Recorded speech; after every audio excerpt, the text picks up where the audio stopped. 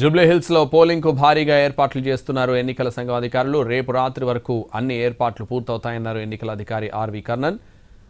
ఈవీఎంలను ఇప్పటికే చెక్ చేశామన్నారు. ప్రతి పోలింగ్ కేంద్రంపై డ్రోన్ కెమెరాల నిఘా ఉంటుందని, ఇతర నియోజకవర్గాల నుంచి వచ్చి ఓటర్లను ప్రభావితం చేసే వారిపై ఖచ్చితంగా చర్యలు తీసుకుంటామని చెబుతున్న ఆర్వి కర్ణన్తో మా ప్రతినిధి Prem face to face.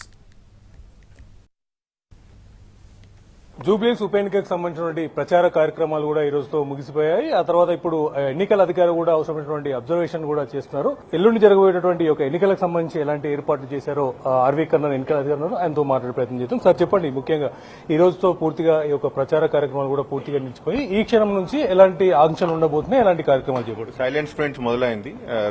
10th రోజు ప్రత్యేకంగా పోలింగ్ అఫీషియల్స్ ఏ పోలింగ్ స్టేషన్ కి ఏ టీం వెళ్లడంకు డిస్ప్లే చేయడం జరుగుతుంది. దాంతోపాటు వారు రేపు 10th రోజు నైట్ లోపలే వారు పోలింగ్ లొకేషన్స్ కూడా వెళ్లి అక్కడ వారు సెటప్ చేయడం జరుగుతుంది. 11th మార్నింగ్ 5 o'clock నుంచి ఎంటైర్ ప్రాసెస్ స్టార్ట్ అవడం జరుగుతుంది.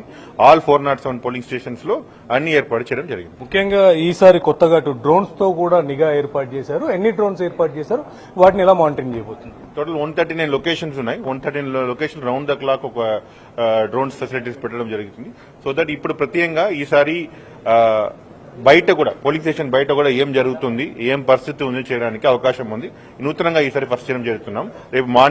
రేపు ఈవినింగ్ కూడా మీకు కూడా డిస్ప్లే చేయడం జరుగుతుంది. ఆ యొక్క నియోజకవర్గానికి సంబంధించిన వాళ్ళు కాకుండా మిగతా వాళ్ళందరినీ కూడా వెళ్లిపోవాలని చెప్పేసి ఆదేశాలు కూడా జారీ చేశారు. అయినప్పటికీ కూడా అటు ఈ యొక్క జూబ్లీహిల్స్ నియోజకవర్గానికి వచ్చి అటు ఖైరతాబాద్ పరిసరాల్లో కావచ్చు, అటు బంజారాహిల్స్ పరిసరాల్లో కావచ్చు, రెండు నియోజకవర్గం మధ్యలో కొంతమంది ఉండి అటు ఇటు మేనేజ్ చేసేటువంటి అవకాశం ఉంది. వారిపై ఏమన్నా దృష్టి పెట్టే అవకాశం ఉంది? జూబ్లీహిల్స్ లోపల ఎవరు ఉండకూడదు. సో బయట కూడా నియర్ బై ప్లేస్ లో వచ్చి వారు they are trying to influence election వారు తప్పకుండా యాక్షన్ తీసుకుంటాం. బయట ఎవరైనా ఉండొచ్చు, we're not stopping for other purpose, non election purpose లో వారు normal course of work business చేయాలన్నా ఏం ప్రాబ్లం లేదు. బట్ బయట ఉండి ఎలక్షన్ ఇన్ఫ్లుయెన్స్ చేయడం కన్నా వారి మీద కూడా యాక్షన్ చేయడం జరుగుతుంది. చివరిగా చెప్పండి, ముఖ్యంగా ఎలక్షన్ అంటేనే మొదటగా ఈ ఈవీఎం మిషన్లు మొరాయించేటటువంటి పరిస్థితులు కూడా ఉంటుంటాయి. ఈసారి ఆ యొక్క ఈవీఎం మిషన్ల పరిస్థితి ఎలా ఉంది, పూర్తిగా అవి చెక్ చేశారా? ఇప్పుడు ఒకవేళ అలాంటి పరిస్థితి ఎదుర్కొంటే ఎక్స్ట్రా ఎన్ని ఈవీఎంలు ప్లాన్ చేశారు? సో ఈవీఎం ప్రత్యేకంగా మొరాయింపు గురించి చెప్పాలన్నా 100% చెక్ చేయడం జరిగింది. చెక్ చేసిన మళ్ళీ డబుల్ చెక్ చేశారు ఇంజనీర్స్.